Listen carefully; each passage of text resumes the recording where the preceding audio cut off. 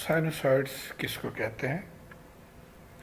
देखिए, कोई भी ऑल्टरनेटिंग सिग्नल जो इस फॉर्म में हो या इस फॉर्म में हो, इसको साइनोसॉइड्स कहते हैं। अब ये जो पहला फॉर्म है, ये देखिए 0 से शुरू हो रहा है और हमें पता है साइन 0 इज इक्वल टू 0, तो इसका मतलब है ये साइन सिग्नल है।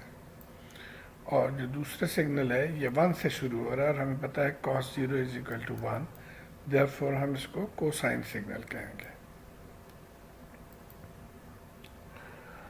तो sinusoid is a signal that has the form of the sine or cosine function।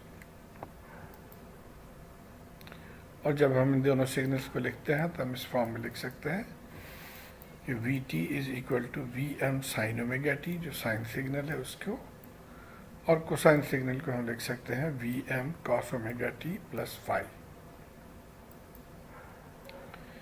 अब इस चैप्टर में, इस लेक्चर में पूरे में हम सिर्फ कोसाइन सिग्नल को कंसिडर करेंगे, या कोसाइन सिग्नल को ही हम साइनोसॉइडल सिग्नल कहेंगे।